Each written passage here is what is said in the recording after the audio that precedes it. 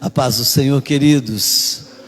Que honra poder estar aqui com os irmãos nessa noite e podermos falar daquilo que Deus tem feito na nossa vida, na nossa casa, na nossa família, porque Deus tem sido muito bom. Diga, Deus é bom o tempo todo, né?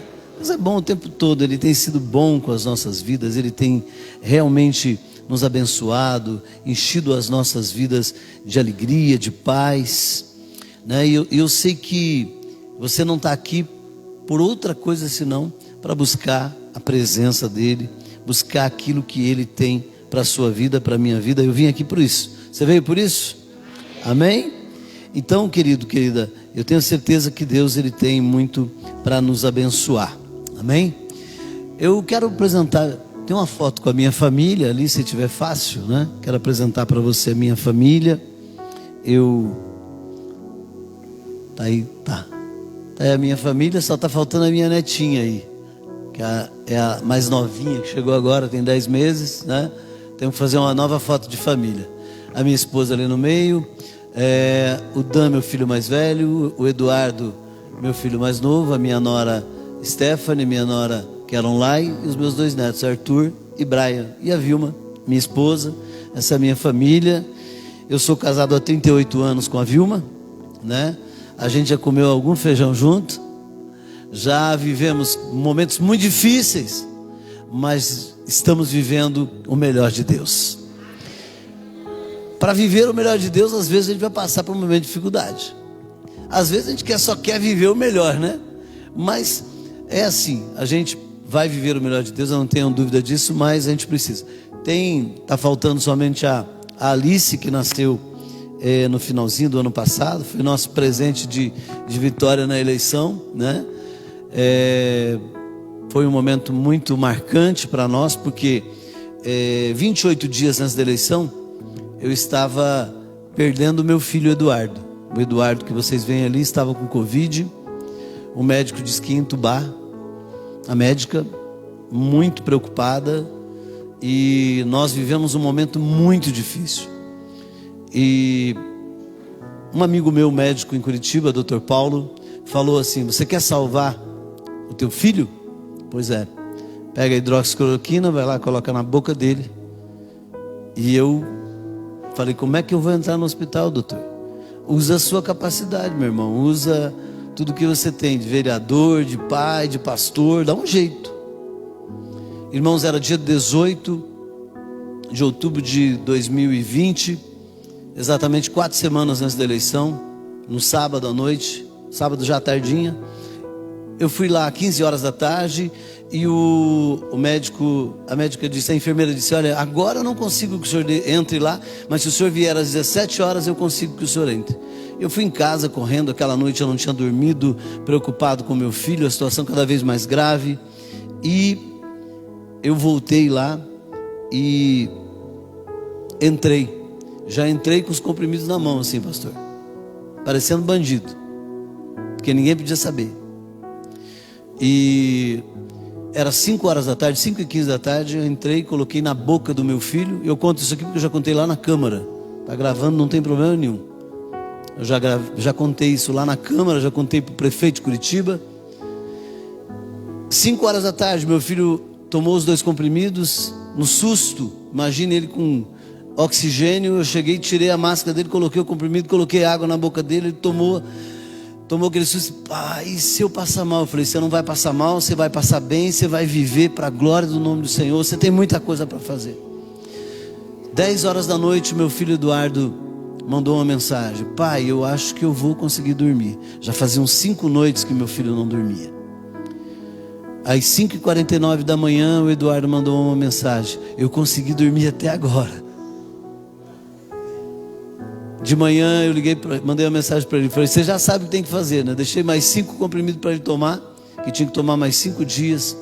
E para encurtar a conversa, sexta-feira de manhã, o Eduardo estava de alta. Eu fui buscar o Eduardo sexta-feira de manhã, 9h30 da manhã, nós já estávamos lá para pegar o Eduardo de alta. E na segunda-feira à noite nasceu a Alice. Então foi um turbilhão de emoções, aquela coisa toda, né? E exatamente 3 semanas depois, Deus nos deu uma grande vitória, como reeleito vereador em Curitiba. Queridos, Deus tem sido muito bom comigo. Deus tem sido maravilhoso. Agora você pode ter certeza, o meu coração é sempre para fazer o melhor para Deus. Quem anda perto de mim, quem caminha perto, o que move o meu coração é a obra de Deus, é as coisas de Deus, é quando há enfrentamento contra a igreja. Há poucos dias um vereador disse que nós éramos picareta, né, porque estávamos falando sobre o tratamento precoce, nos chamou de picareta por isso, né? Não foi bem a palavra picareta, mas foi, como é que é? Trambiqueiro, que nós éramos trambiqueiro. Ele está sendo julgado pela casa, só que agora ele diz que ele não era os vereadores que eram trambiqueiro. Trambiqueiro era usar o medicamento, né? Então, mas que fique para lá. Mas, queridos, Deus tem sido muito bom comigo, né? Até quero agradecer aqui, eu sei que na eleição passada para deputado, muitos irmãos aqui me ajudaram, foram 12.714 votos, eu vim aqui pedir voto, né? Então, muito obrigado você que votou na eleição passada. Ano que vem tem de novo, né? Se puder nos ajudar, na hora certa a gente vai falar. Mas, queridos, você não consegue vencer sem luta. Eu quero falar com você sobre 3 coisas, né? Pode tirar a foto da minha família para tirar a atenção do povo. Eu quero ler com você 1 Coríntios capítulo 15, verso 58. Esse é um texto bem conhecido. Se o irmão quiser colocar na tela, pode colocar. Sede firmes, constantes, sempre abundantes, sabendo que o vosso trabalho não é vão no Senhor. Você que tem a palavra aí pode ler comigo, né? Sede firmes, constantes, sempre abundantes, sabendo que o vosso trabalho não é vão no Senhor. Amém? Querido, vou falar sobre essas 3 coisas, sobre ser firme, diga comigo, firme, constante e abundantes. Vou falar sobre essas 3 palavras. Firme. Firmes, a palavra no grego é edraios. Está firmado, estabelecido. Alguém ou algo que não cai facilmente, ou que não se derruba facilmente. Por exemplo, esse prédio está firme onde? Tem uma base, tem as colunas, tem as vigas, e não cai por quê? Porque ele está firme. Então logo está firme. O evangelho de Paulo nos confronta a sermos firmes. Vivemos em um tempo no mundo onde as pessoas desistem facilmente, sim ou não? Desistem facilmente. Desiste do casamento, desiste do filho, desiste da igreja, desiste de tantas situações, desiste do trabalho. Esse trabalho é muito difícil, irmão, não tem trabalho fácil, né? Se você tem um trabalho que você ganha muito dinheiro e trabalha pouco, fique feliz, porque trabalho é difícil. O nome já é trabalho, dá trabalho, né? Então, tem gente que se separa facilmente, deixa os seus filhos facilmente, deixa sua casa, vai viver com outra vida, né? Faltam firmeza, não são poucos os que desistem. E a minha pergunta para você nessa noite: que tipo de pessoa eu sou? Eu sou firme? Eu estou firmado em Cristo? Eu sou firme, nada me abala? Nós passamos no meio de uma pandemia. Quantos crentes ficaram na pandemia? Não voltaram para a igreja. Não estou dizendo aquele que está em casa. Tem gente que nem está em casa, tem gente que não está mais servindo a Deus. Tem gente que por causa da pandemia deixou de servir a Deus, deixou a igreja, deixou Jesus. Você vai falar com ele, ele está fora. Tem gente assim, né? Tem gente que quando você pergunta para ele: você está firme? Ele diz: eu estou firme igual o palanque no banhado. Palanque no banhado está firme, sim ou não? Claro que não, né? Palanque no banhado, que você dá aquela mexidinha para lá, para cá e tira o palanque do banhado. Nós precisamos estar firmes. Diga para a pessoa que está do seu lado: eu e você precisamos estar firmes, né? Tem gente que largam as bets facilmente. Quem já jogou o jogo de bet aqui? A bolinha lá no mato, né, pastor? O que o cara fala assim? Aqui que eu vou buscar a bolinha lá no mato, né? Que se vira, quem jogou a bolinha que vai buscar. Tem gente que desistem facilmente, joga as bets. Eu quero te dizer nessa noite: mantenha as bets na sua mão. Amém? Mantenha na sua mão, não desista. Ainda que seja difícil, não desista. Amém? Não desista. Então não largue as bets, homem de Deus. Mantenha as suas bets na sua mão, mulher. Amém? Porque as dificuldades chegam, mas é preciso que você seja aquela pessoa firme. Vou falar de uma pessoa firme. Josué capítulo 14, verso 10 e 11, encontramos um homem que não desistiu dos seus sonhos, que não desistiu das promessas de Deus. Ele diz: eu estou tão forte hoje como naquele dia em que Moisés me enviou. Qual era a minha força, tal é agora a minha força, para a guerra, para sair e para voltar. Amém? Você consegue entender? Um homem que não era um moço mais, ele não tinha 45 anos, mas se passaram 45 anos depois que Moisés tinha prometido o lugar para ele, a terra para ele. 45 anos se passaram, agora ele tem 85 anos, e ele diz: olha, eu estou tão forte hoje como eu estava há 45 anos atrás. Pensa num cara forte, pensa num cara firme, pensa num camarada decidido, pensa num cara que não desiste facilmente. Havia uma terra e não era só entrar nela, não estava cercadinha lá, era só chegar. Não, tinha que matar os inimigos que estavam lá, tinha que lutar para conquistar aquela terra, tinha que fazer alguma coisa, não era assim, só chegar e pegar. Mas ele disse para Moisés: Moisés, eu estou tão forte como naquele dia em que o Senhor me disse que aquela terra era minha, e eu estou pronto para ir lá, para lutar, para ganhar e para voltar.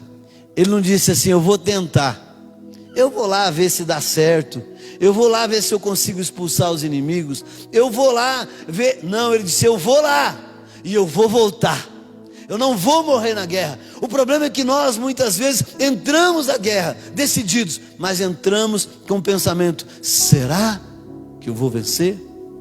E o será é algo que nos leva a perder.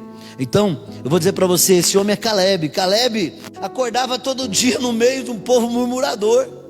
Pensa num povo murmurador. Lá no deserto, enquanto ele ainda não tinha entrado na terra prometida, 40 anos lá, depois mais 5, mas antes aqui, estou falando um pouquinho antes, Caleb é aquele cara que acorda no meio de um povo que reclama de tudo.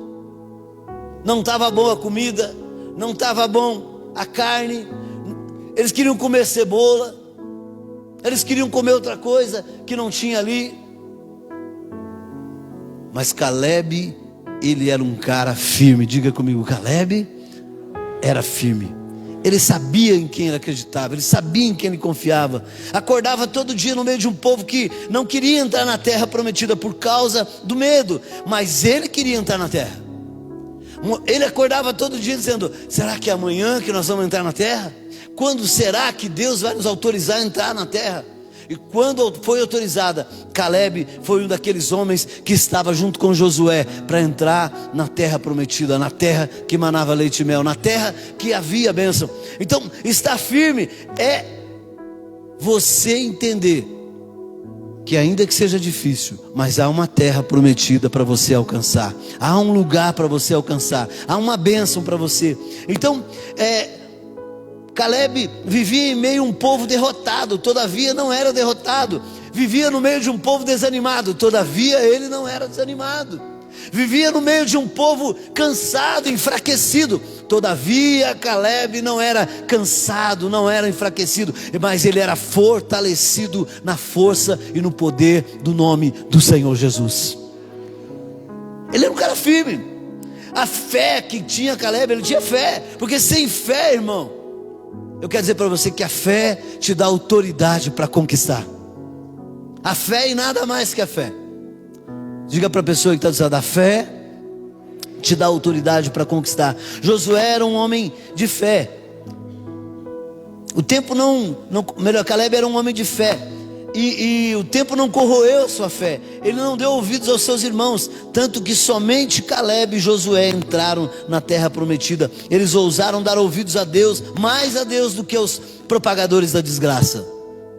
Queridos, estamos vivendo um tempo onde só há pessoas, a grande maioria, propagadores de desgraça. O quanto pior, melhor. A televisão não fala de quantas pessoas se salvaram da Covid, ela só fala de quantos morreram. E quando fala que morreram, a gente gela. Será que eu vou ser o próximo?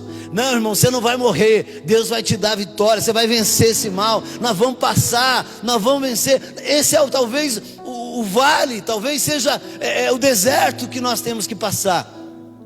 Mas você vai passar. Diga para a pessoa que está, você vai passar, irmão. Você vai passar, irmã. Você vai passar esse mal, né? Propagadores, irmão, eu vou dizer um negócio para você, eu não vejo a Rede Globo já faz uns 7 anos. Então, nem futebol eu vejo na Globo. Eu fiquei com tanta raiva que eu não vejo mais. Hoje alguém falou assim, no Globo 1, não sei o que tá. Irmão, eu falei assim, aonde, meu filho? Ou na hora do almoço hoje. Poxa, mas você ainda vê essa porcaria?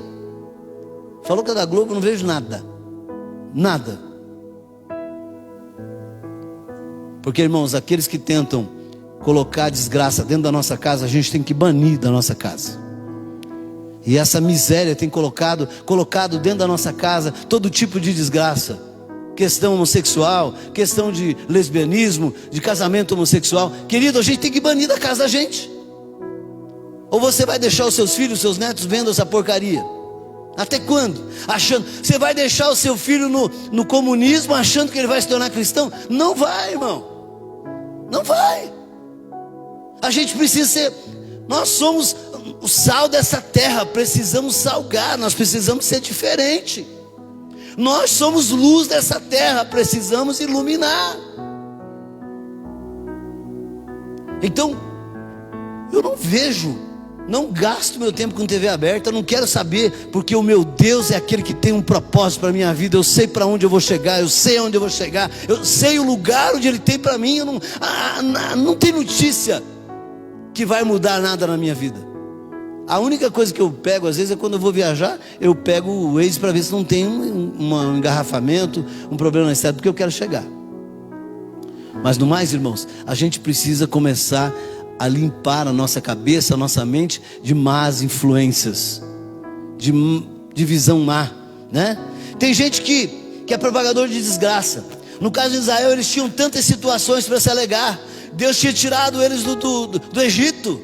Deus tinha feito passar eles pelo Rio Jordão, pelo mar. Deus tinha feito água da pedra, sair água da rocha, para matar a sede deles. Havia cura no deserto, eles olhavam para a serpente e eles eram curados. Todavia, eles só enxergavam as coisas ruins. Irmãos, nós precisamos enxergar. Irmão, nós estamos muito melhor que os nossos irmãos. Pensa há 40 anos atrás como é que a igreja vivia. Irmãos, não era fácil. As pessoas viajavam 8, 10, 15 quilômetros a pé ou a cavalo para ir servir a Jesus, para ir para uma igreja. Hoje, irmão, o ônibus passa na porta da casa da gente, o carro está na garagem, e a gente reclama, e a gente diz que é muito difícil. É muito difícil, irmão. Nós estamos nos tornando, será que nós somos tão firmes assim?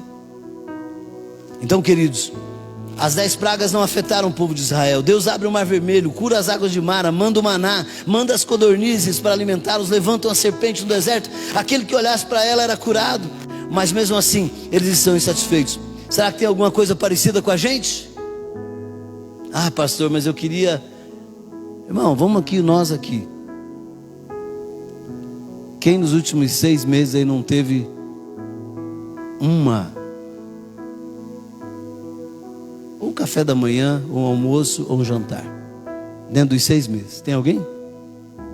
Que você diz assim, pastor, não tinha nada lá em casa e eu passei fome. O problema, sabe o que é? Nós estamos muito focados no aqui e no agora. E querido, querida, o nosso lugar não é aqui. Aquele que está vivendo como se aqui fosse o único lugar, a Bíblia diz que são os piores, são os mais miseráveis. Queridos, Deus está nos preparando para um lugar futuro, um lugar maravilhoso, um lugar onde Ele mesmo preparou para cada um de nós. Então nossa vida, o melhor não é aqui. Então o que você ouve, já falei, faz toda a diferença. Não dê ouvido aos filhos do diabo, não dê ouvido aos propagadores de desgraça. Quem você ouve, com quem você anda, o que você vai fazer com isso, vai fazer toda a diferença na sua vida. Caleb não anda com qualquer um. Caleb anda com Josué. Pensa dois caras corajosos. Eles voltam de lá e dizem assim: olha, tem gigante lá, mas olha, o nosso Deus que tirou a gente do Egito nos dará aquela terra. Querido, querida, esse homem é um cara que é firme. Imagine, 45 anos se passaram, os inimigos dele estão na terra. Imagina o dia que os seus gigantes forem todos exterminados. Haviam gigantes na terra que ele queria entrar. Talvez haja gigantes nas terras que você está querendo buscar. Talvez hajam dificuldades, mas eu quero dizer para você: Deus te chamou e Ele mesmo te ajudará a vencer esses gigantes. Ele mesmo te levará a vencer esses gigantes. Caleb, ele vai e ele vence os gigantes. Ele entra na terra, ele possui a terra. Esse camarada é um cara demais da conta. Hebrom foi a terra que Caleb escolheu. Eu quero dizer para você: seja firme no deserto. Estamos no deserto, amém? Diga para a pessoa que está dizendo: seja firme no deserto. Seja firme. Firma, meu irmão, firma a estaca, firma os palanques. Seja firme no deserto. Na hora da dor, no sofrimento, não larga as betes. Se você está pensando em desistir, eu te digo: covardes não serão lembrados. A Bíblia nunca mais falou dos 10 homens que foram junto com Caleb. Pelo contrário, morreram lá no deserto. Morreram naquele tempo, né? A Bíblia não cita o nome deles, né? A segunda coisa que eu quero falar é constante. Diga comigo: constante. Constante, a palavra no grego é ametaknetos. Constantes, aqueles que se mantêm e crescem. Eu falei do firme. O firme é o cara que se mantém, mas o constante é o cara que está firme e... Diga comigo: e... Faz com a mão assim, ó. E cresce. Ele não fica contente só em estar firme, mas ele é um cara firme, é uma mulher firme, é um homem firme, é um jovem firme, e ele cresce. Ele não aceita ficar simplesmente naquele plano aéreo, meia boca, não. Ele cresce, ele segue crescendo. Então constante é isso. Constante é aquele que mantém e cresce. Constância, alguém que é fiel. Fidelidade. Aleluia. Eu quero dizer para você que tem gente que acha que... Você já não viu aquele irmão que você parece que vê ele quando ele chegou na igreja? Você fala assim: esse aí vai arrebentar. Nossa, né? Esse não vai cair. Quando de repente você vê, pergunta para o pastor: como é que está aquele irmão que eu vi ele fazendo, acontecendo? E ele, ó, caiu. Caiu, não só no pecado, mas caiu na vida cristã, não quis mais viver. Quantas pessoas já encontrei na rua e falei: daí, irmão, você está lá na igreja? Ih, pastor, não estou mais. Mas como você não está? Porque isso para mim, irmãos, é um negócio tão louco de alguém que já serviu a Jesus não está servindo. Eu congrego na mesma igreja há 42 anos. A mesma igreja. Igreja Brasil para Cristo.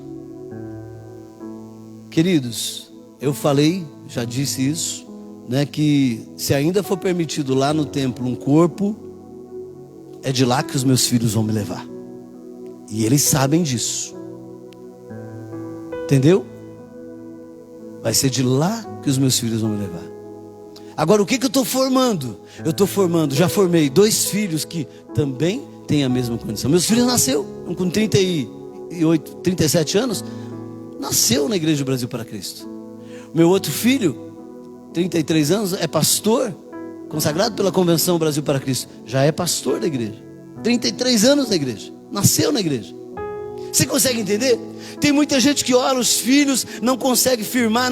Irmão, firma você primeiro. Firma você as estacas. Firma você a sua vida. Você quer que o seu filho vá para a escola, que ele vá para a célula. Primeiro você precisa ir. Você quer que seu filho cresça, que seu filho apareça na igreja? Primeiro você tem que crescer, aparecer. Não é púlpito, irmão, não estou falando de púlpito. Eu poucas vezes, o João caminha comigo. Às vezes eu prego na igreja 2, 3 vezes por ano. E olha lá, na minha igreja. Mas não é isso que é tão importante. O importante é quem você sabe quem é você, quem você é. Eu quero falar de alguém que era um camarada assim que de repente ele arrebentava. Eu vou falar de Elias. Elias é um cara que faz chover, faz parar o sol. Quer dizer, o cara faz o mais difícil. Ele arrebenta. Ele arrebenta com os discípulos de Baal, os profetas de Baal. Ele mata os profetas de Baal. Mas ele de repente ele fica sabendo que lá em 1 Reis capítulo 18, verso 18 a 30, Elias foi um operador de milagres. Foram muitos milagres que Elias fez, obras maravilhosas pelas suas mãos. Mas já no capítulo seguinte, encontramos Elias pedindo para morrer. Gente que não é tão constante. Você consegue entender? Elias, eu não estou aqui falando mal de Elias, irmãos, eu estou falando de um comportamento, tá? Elias é um grande homem de Deus. Eu estou falando de um comportamento. Amém? Não fique dúvida sobre isso. Elias é um cara sensacional. Mas ele tem um comportamento logo depois de uma grande guerra, de uma grande vitória, quando Jezabel diz: olha, amanhã essa hora a cabeça dele vai estar aqui num prato, na minha casa, no meu palácio. E ele começa a ficar com medo, e ele vai para um lugar, e ele pede para morrer. E eu vou dizer um negócio para você, sabe o que acontece? Deus aceita. Deus fala: você quer morrer? Então tá bom, eu vou arrumar um outro para substituir você. Quando a gente pede para morrer, pode ter certeza, Deus levanta alguém para o nosso lugar. Então tenha cuidado, né? Não, tenha cuidado com isso. É para você entender. Elias achou talvez que Deus chega para Elias e pergunta: Elias, o que você está fazendo na caverna? Elias achou que talvez que ele fosse o último dos homens, e ele diz isso, né? Só sobrou eu. Mas Deus disse para ele que havia ainda mais de 7.000 homens que não tinham se dobrado diante de Baal. Muitas vezes achamos que o reino de Deus depende de nós, das nossas forças. 1 Reis 19, 18, encontramos o próprio Deus dizendo: tem 7.000 que não se dobraram ao Baal. Você pode dizer um glória a Deus? Tem muita gente que não se dobrou. Querido, querida, a pandemia está aí ainda, e nós precisamos continuar nos cuidando. A gente conversava com o pastor lá fora, nós vamos continuar nos cuidando, usando álcool, máscara. Mas irmãos, nós precisamos entender, Deus tem cuidado de nós até aqui, e vai nos levar em segurança até o lugar onde Ele tem prometido para as nossas vidas. Os maiores galardões vão alcançar aqueles que muitas vezes não são vistos, mas que se mantém constante. Eu quero te dizer, Deus prefere constantes na oração do que rompantes de oração. O pastor falou sobre oração. É necessário ser constante. Irmão, às vezes você acha que oração é tempo total. Todo o tempo. Tua mente deve estar cativa a Deus todo o tempo, sabe? Por isso que a gente fala: mas eu posso ouvir uma musiquinha, aquela que fala não sei do que lá. Irmão, não. Tua cabeça, tua mente, teus olhos, ela não pertence a este mundo. Ela tem que estar ligada nas coisas de Deus, porque essas coisas aqui, elas só nos atrapalham de estar ligado todo o tempo. Em todo tempo sejam alvos os teus vestidos. Não é algum tempo. Eu não posso fazer aqui uma barganha, daqui a pouco ir ali. Não, é em todo tempo. A palavra nos diz: em todo tempo sejam alvos os seus vestidos, né? Há pessoas que querem servir a Deus. As pessoas que querem servir a Deus precisam ser constantes. Diga comigo: as pessoas que querem servir a Deus precisam ser constantes. Sempre o quê? Sempre, faz comigo, igual eu fiz no início. Sempre crescendo. É isso, irmãos, nós precisamos disso. Não pode ser um dia sim, outro não. Está sempre achando alguma situação para declinar da fé. Não, irmão, as dificuldades vão vir, a luta vai vir. Mas eu quero dizer para você, é como tinha uma musiquinha, né? A luta vem e passa. Não desanime. Quem crê em Jesus Cristo já tem a salvação. Nós somos velhinhos, né? A luta vem e passa, não desanima não. Quem crê em Jesus Cristo, só eu e o pastor sabe disso, já tem a salvação. É os nossos corinhos antigos, né? Quem você diria? Eu vou falar da última aqui, é do abundante. Quem é o abundante na Bíblia para você? Eu sei que talvez você diria tantos nomes. Me ajuda aí um nome. Na Bíblia, uma pessoa que é abundante. Paulo é um cara abundante. Quem mais? Jó é um cara abundante. Quem mais? Me ajuda. Vamos, irmãos, use aí tudo que você conhece de Bíblia para me ajudar. Quem? Me ajuda, irmão, você falou baixinho. Abraão, quem mais? Davi, eu vou falar de Davi. Davi é um cara demais da conta, né? Davi era esse cara, era essa pessoa. Davi, ele é abundante. Vivemos um tempo onde as pessoas são meia boca. Davi tinha tudo para ser ressentido, irmãos. Davi, pois ele cuidava das ovelhinhas, as piores ovelhas do seu pai. Não eram as melhores não, tá?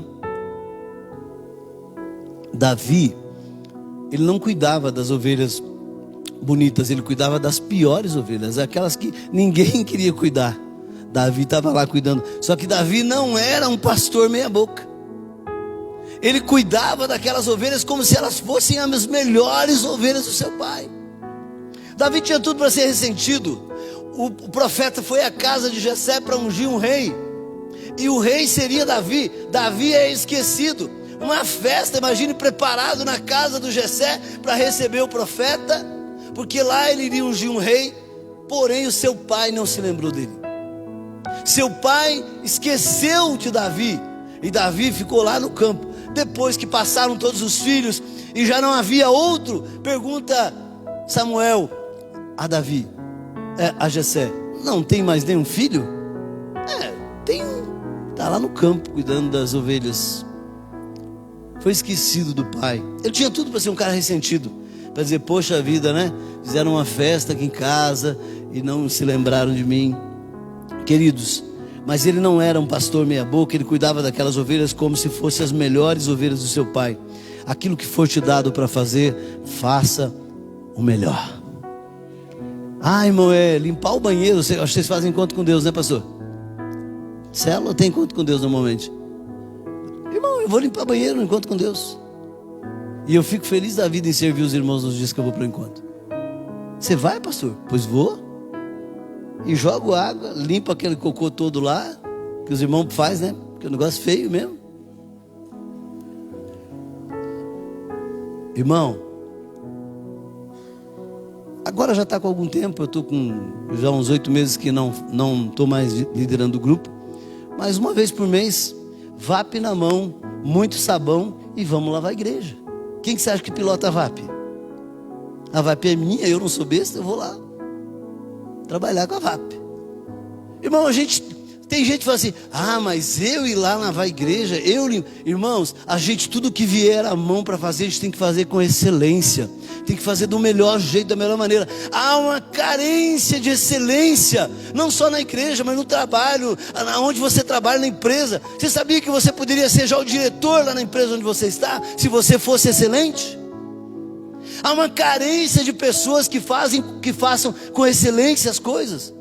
Irmãos, tem alguém lá como gestor ou como diretor no lugar que era para ser seu. Mas por que nós às vezes ainda não chegamos? Porque a gente não vê a hora de dar a hora para ir embora. Nós crentes temos que ser o primeiro a chegar, o último a sair, não ficar lá na fila esperando para pôr o dedão lá para sair. Eu pergunto para você: você contrataria você para trabalhar para você? Pelo amor de Deus, diga que sim. Diga: eu contrataria. Irmão, a gente tem que ser o melhor da onde a gente está fazendo. A gente tem que fazer o melhor. Eu estou dizendo para você algo que parece simples, mas não é. Há uma carência de excelência no mundo. Há uma carência de excelência. As pessoas fazem as coisas mal e porcamente. É o mecânico, é o pintor, borrador. Sabe, é o eletricista que devia ser tristecista, o nome dele. É o padeiro que faz o pão. Irmão, faz com o melhor que você tem, dá todas as suas forças, todas as suas energias, como se você, a palavra diz, como se você estivesse fazendo para Deus. É essa excelência. Eu estou fazendo, mas será que se Deus chegar aqui, Ele vai se agradar do que eu estou fazendo?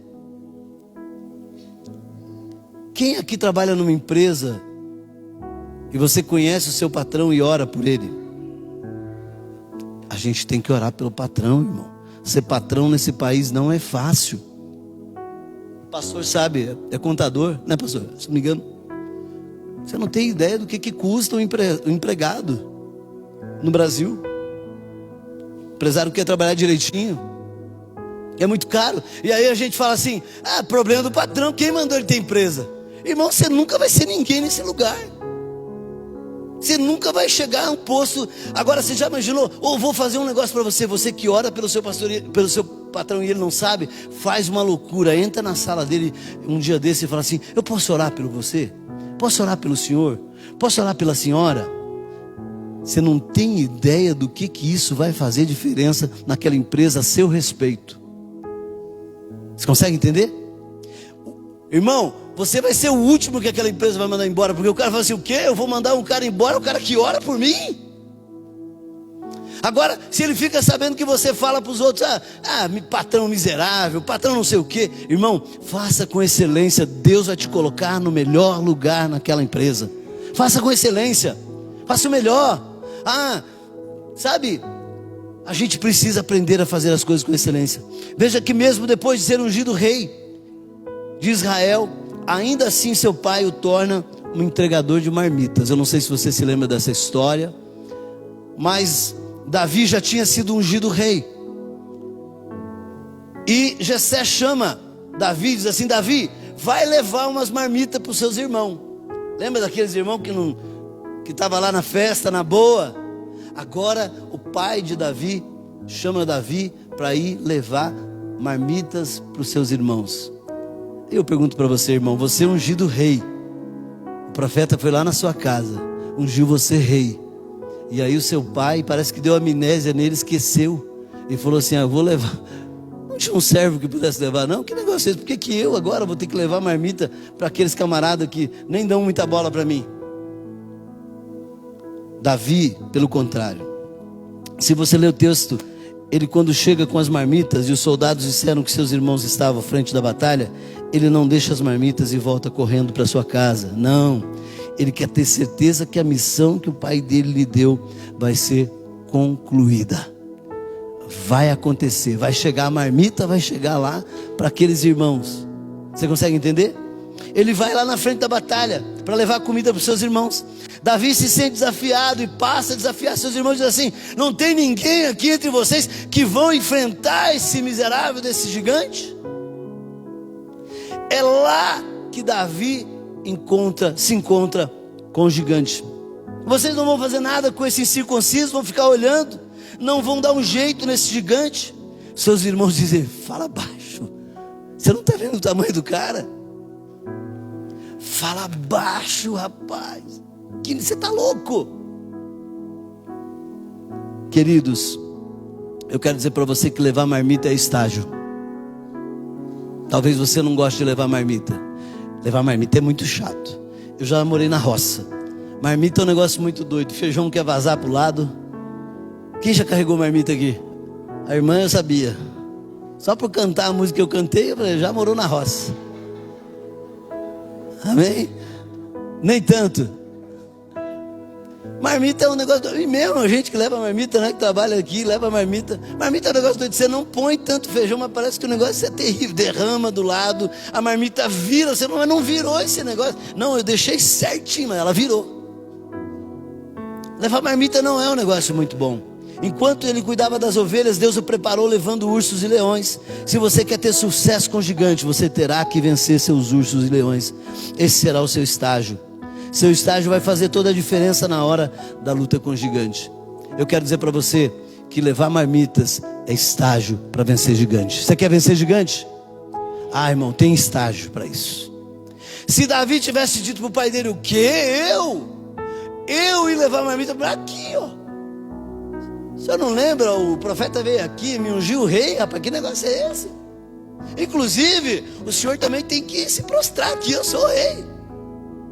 Não, ele aceita o desafio. Se Davi tivesse feito qualquer outra coisa diferente, nós não estaríamos falando de Davi que teria vencido o gigante. Eu quero dizer para você que estágio, marmitas, levar marmitas é estágio para você vencer os gigantes da sua vida. Querido, leve as marmitas, carregue, leve, porque você vai vencer os gigantes. Davi não era apenas um pastor de ovelhas, ele era o melhor, era abundante. E quando somos abundantes, transferimos para aqueles que caminham ao nosso lado. Diga comigo, quem é abundante? Diga comigo, quem é abundante, contagia aqueles que estão do lado. Irmão, não anda com quem anda desanimado. Desanimado desanima você. Não anda com quem está caído. Caído acaba fazendo você cair. Ande com quem anda com Deus. Ande com quem... o camarada está vivendo a maior dificuldade, mas ele continua firme, ele continua constante, ele continua abundante. Nada o tira do foco, nada o tira do lugar onde Deus o colocou. Eu quero dizer para você, Deus tem uma expectativa com a tua vida nessa igreja, neste lugar. Deus tem uma expectativa na sua vida em você ganhar outras pessoas, encher este lugar com pessoas que você ganhe neste lugar. Deus não chamou você aqui para ser CNA simplesmente porque não tinha outro lugar. Não, é porque Ele tem um propósito aqui para você neste lugar. Deus chamou você para ser um vencedor neste lugar. Há a bênção de Deus neste lugar, porque onde Deus está, tem bênção dEle para a sua vida. Eu não tenho dúvida que tem bênção de Deus neste lugar para você. Eu não tenho dúvida que você tem um pastor, uma pastora, líderes que trabalham, que oram para que você seja um vencedor, que você seja uma vencedora. Os valentes de Davi eram tão abundantes que em determinada guerra as espadas ficaram apegadas às suas mãos. Outra vez ele falou assim: olha, se eu pudesse tomar água lá da terra do meu pai. Os camaradas saíram pelo meio do exército inimigo, foi lá, buscou a água e trouxe para Davi. Davi falou: como é que eu vou tomar essa água? Os camaradas deram a vida deles, podiam ter morrido. E o que ele faz? Ele é abundante. Ele derrama a água e diz: eu vou glorificar a Deus com essa. A minha vontade era tomar água, mas eu vou dar ela para Deus. Irmão, isso é louvor, isso é adoração, isso é algo muito forte, sabe? Então Davi é esse cara abundante.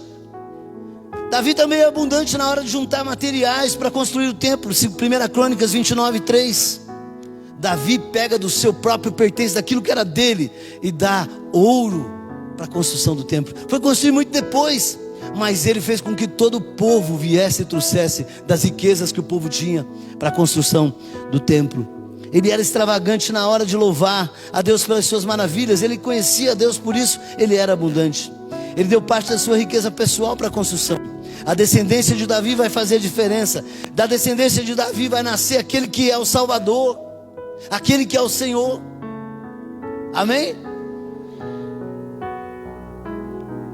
Eu quero dizer para você que da tua descendência, se você for alguém que é abundante, pode nascer aquele que pode mudar a vida de muita gente, sabe? Pode ser aquele pastor que vai fazer diferença na vida da nação. Está na nossa mão. Está na nossa mão. Está na sua mão, irmão. Ser essa pessoa firme, ser a pessoa constante e abundante, que nada e ninguém tire a sua fé, que nada e ninguém derrube você, que nada e ninguém coloque você prostrado, que nada e ninguém coloque você fora do trilho, do caminho, daquilo que Deus tem para a sua vida. Amém? Eu estou encerrando, queridos.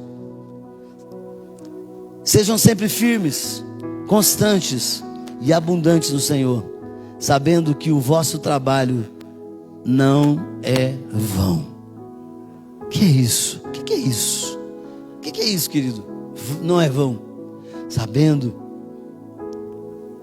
diga para a pessoa que está do seu lado, sabendo que você será recompensado. O que é recompensa?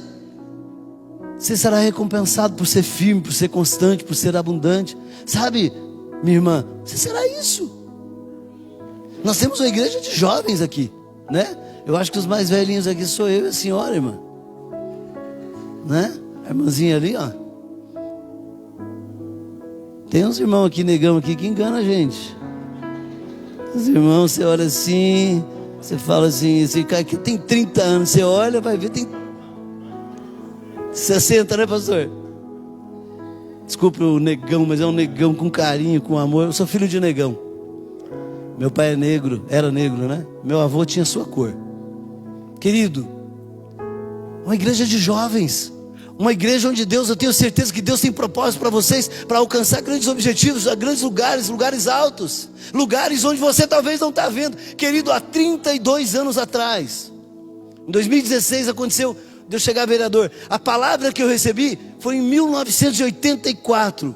Meu pastor, que morreu naquele ano, disse: pastor Jair de Triste, Ezequias vai ser político nessa cidade.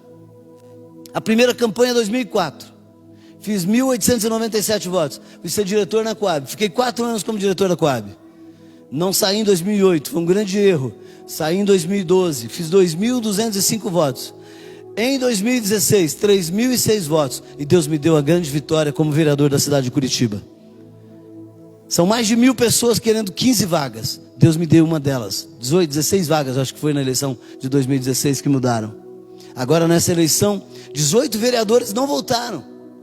Deus me deu a vitória novamente. Mas voltando em 2016, pastor, foram 32 anos da palavra ao acontecimento. Consegue entender? Tem gente que não suporta esse tempo. Tem gente que desvia nesse tempo. Eu quero dizer para você, e eu espero que não demore tanto tempo, amém? Amém? Diga: eu tomo posse em nome de Jesus na minha vida. Eu espero que não demore tanto tempo. Se você tem juízo, coloca a mão assim e diz assim: eu espero, Senhor, também que não demore. Amém? Mas querido, ainda que demore, Deus, Ele é possuidor de todas as coisas. Ele pode todas as coisas. Ele não tem que pedir nada a ninguém, mas Ele dá a todos que lhe pedem. O problema é que nós muitas vezes não sabemos pedir. E se pedimos, pedimos mal. Mateus 10, qualquer que tiver dado um só copo de água fria a um desses meus pequeninos, em nome de discípulo, em verdade vos digo que de modo algum perderá o seu galardão. Vamos ficar de pé? Eu quero orar com você. Talvez você tenha chegado aqui nessa noite, chego aqui nessa noite, mas você não está tão firme assim. Você está se sentindo desanimado, cansado. Mas eu quero dizer para você, Deus quer te colocar no prumo nessa noite. Ele quer te dar força, Ele quer te colocar para frente, Ele quer te fazer caminhar.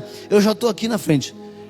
A gente não vai fazer muita aglomeração nem nada, mas se você realmente sentiu que você estava devagar até hoje, mas você, a partir de hoje, você diz assim: não, eu quero ser firme, eu quero ser constante e eu quero ser abundante. Sai do seu lugar, vem aqui. Meu filho, você que é do teclado, vem aqui, me ajuda, por favor. Né? Cadê o irmão do teclado? Vem cá. Se tem alguém, se tiver uma pessoa, é porque Deus falou com você. Pode vir, eu sei que tem.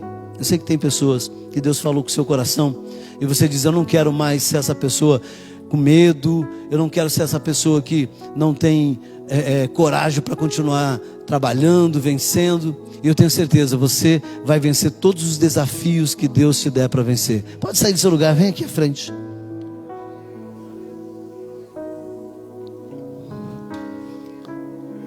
Amém. Você conhece aquela música? Tens liberdade aqui, Espírito de Deus, Espírito de Deus. Tens liberdade aqui, Espírito Santo, Espírito Santo. Tens liberdade aqui, Espírito de Deus, Espírito de Deus. Tens liberdade aqui, Espírito Santo, Espírito Santo. Eu sou tua casa, eu sou tua casa, tua morada, eu sou teu lar.